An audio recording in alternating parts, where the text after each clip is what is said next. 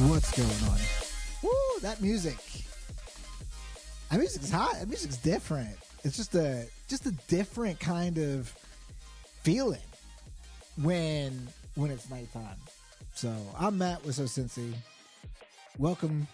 I haven't been posting anything on podcasts, so I got a bunch of podcast episodes to go through, but we're gonna go ahead and jump into it. We're gonna be in Acts chapter 23 tonight, so let's go ahead and read. I should have like a clicker so I can scroll.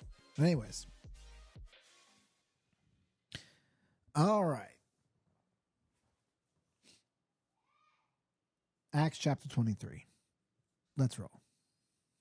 It says, gazing intently at the high council, Paul began, "Brothers, I have always lived before God with a clear conscience."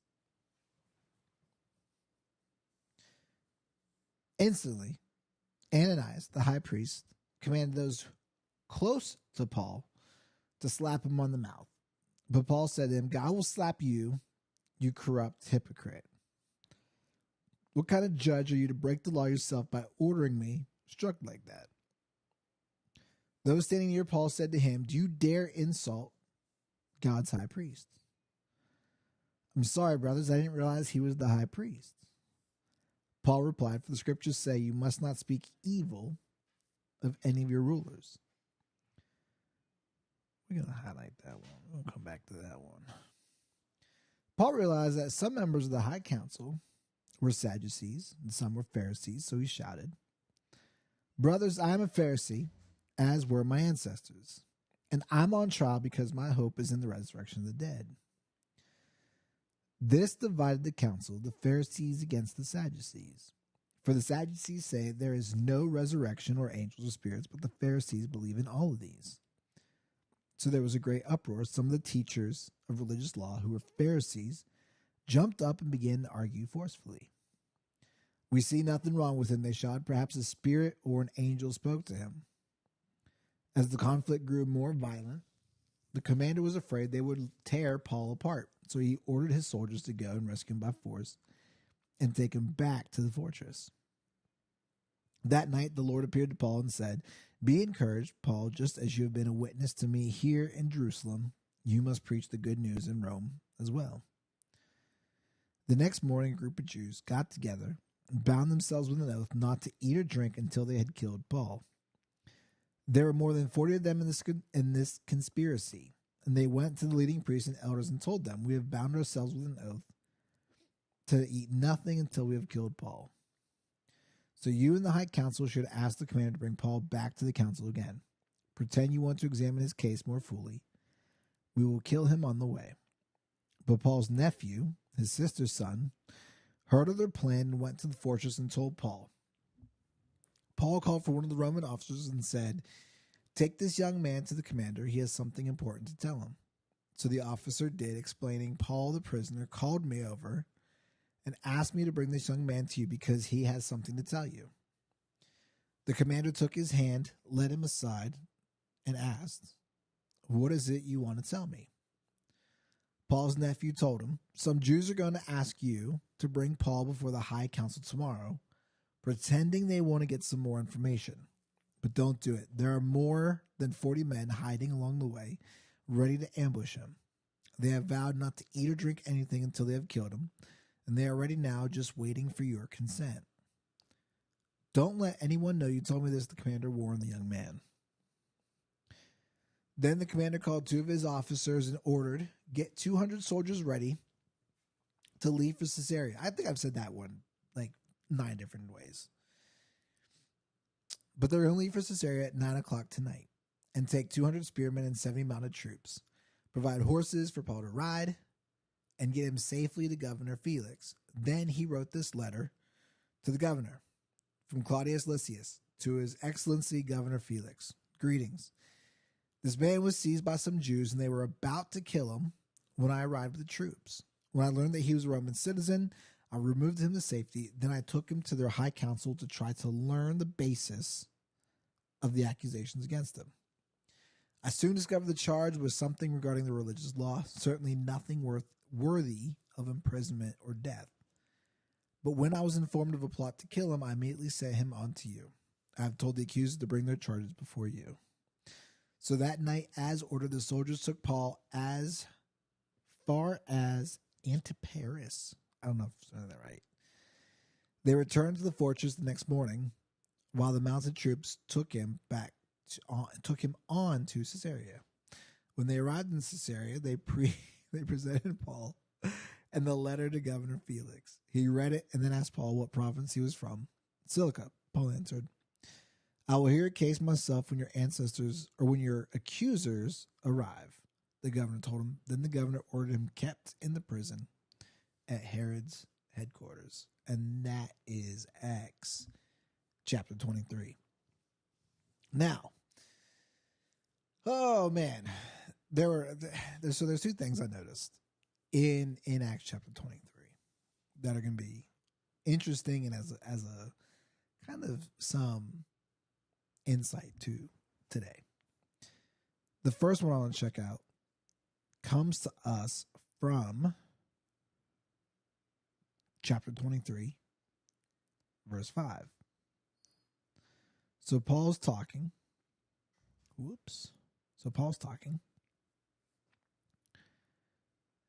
And he's saying,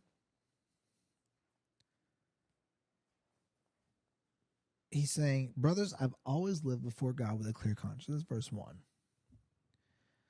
That response shook Ananias so much that Ananias, who was the high priest, then ordered one of the soldiers or one of the people to slap him. That's interesting because Paul was one of them. He was a person who attacked followers of Jesus. Not like personally, but he was in charge enough where he could get other people to do it. And so this response gets this high priest to tell others to smack him right in the mouth, just like that, which is crazy.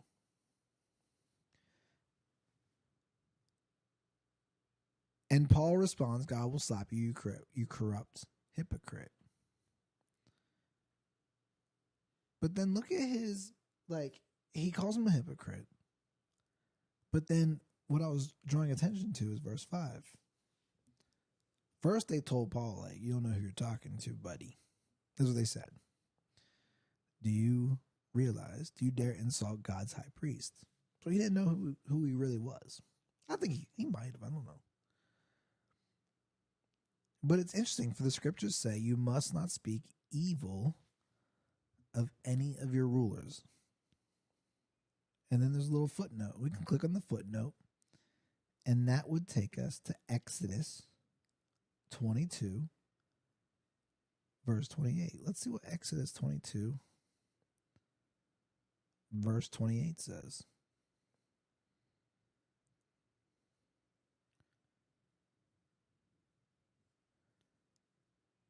So what is this in? Social responsibility. Under social responsibility for the people of Israel during the time of Exodus, it says you must not dishonor God or curse any of your rulers. It says also you must not hold anything back when you give me offerings. You must give me your firstborn sons. You must also give me your firstborn cattle, sheep, goats. You must be my holy people, therefore do not eat any animal that has been torn up and killed by wild animals. Throw it to the dogs. But 28. You must not dishonor God or curse any of your rulers, which is crazy. Because we live in a time, if you could apply this to today, we live in a time where we continually curse our rulers. Just last night at Bible study, we did a little we did a little game where we were asking questions, and I said the question was like, if you could change anything about culture, what would it be and why? And most of the responses were like, we're gonna get rid of taxes, we're gonna do this, we're gonna eliminate these people. These politicians, not like eliminate, but like I remember I said like I would want to after they serve, like send them off to a desert island, that kind of thing. But the response that we should have should be one of grace and compassion and love. If this is applicable, which I think it is, because there's other scripture that can point to things around honoring your leaders, your rulers, and things like that. Because God calls us to be very different. Like the standard that he draws us to is like you think there's the standards here, and then he takes it to like the next level. Like and this is evident. Jesus does this. Like he says, don't cheat on your spouses. But he says something like, if you look at someone with lust, I'm paraphrasing, if you look at someone with lust in your eyes, like you've basically, so he's taken it to another level. And so similarly, right? Like here, he's calling us to a different level. And so even if you disagree with the person, they got a D behind their name, they got an R behind their name. Like the response here in verse 28, I think it's verse 28, or in Acts 20, no, not verse 28, verse 5 of Acts. If I could go back to Acts.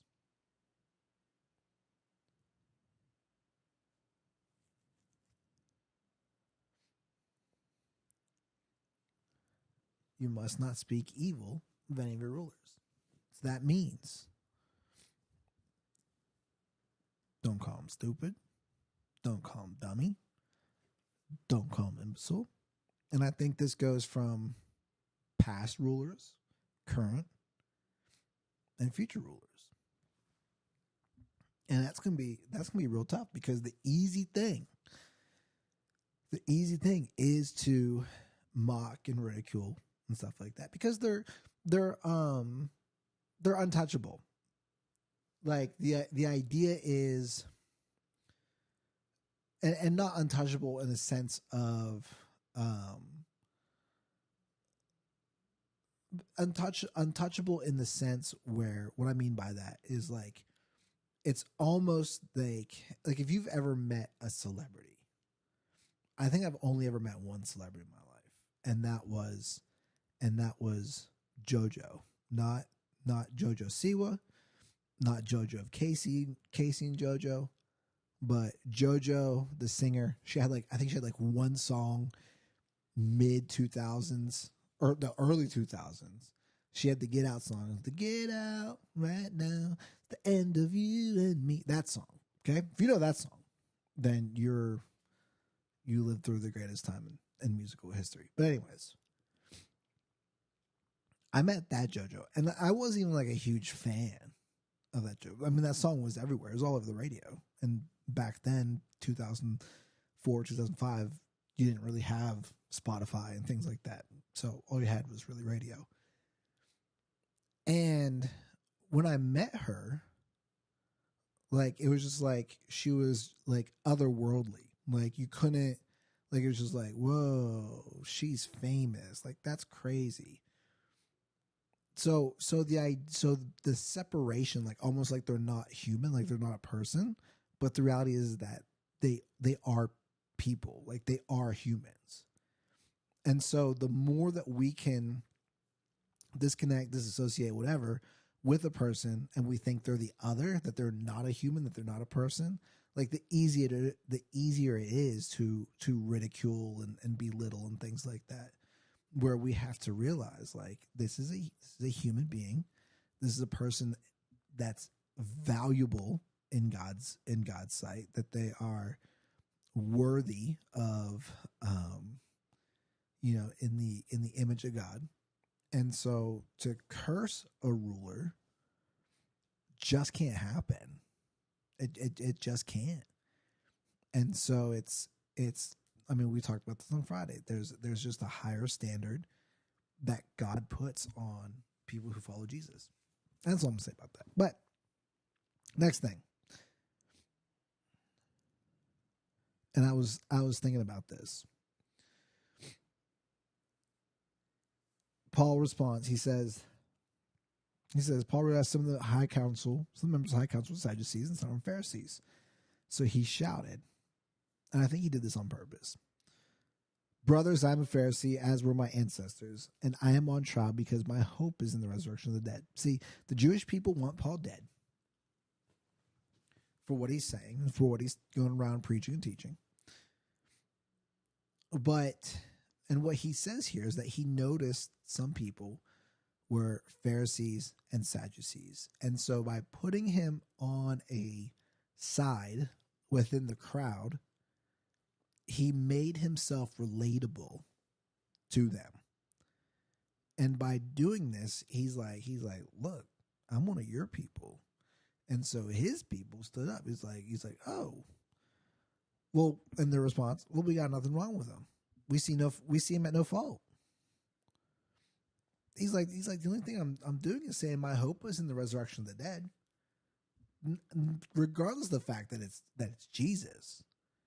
He connected it to their belief in the resurrection of the dead, and so that puts them because they're religious leaders, so they have to admit in the resurrection of the dead, and so they respond, and they say,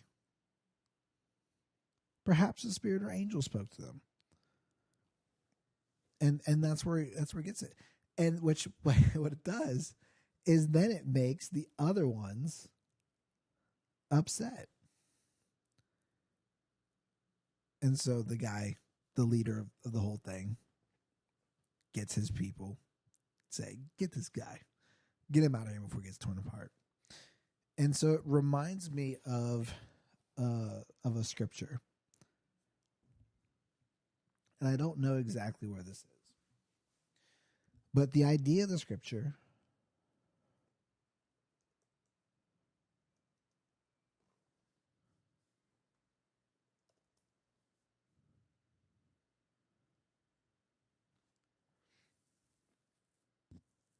Matthew 10:16. Okay. Matthew 10:16.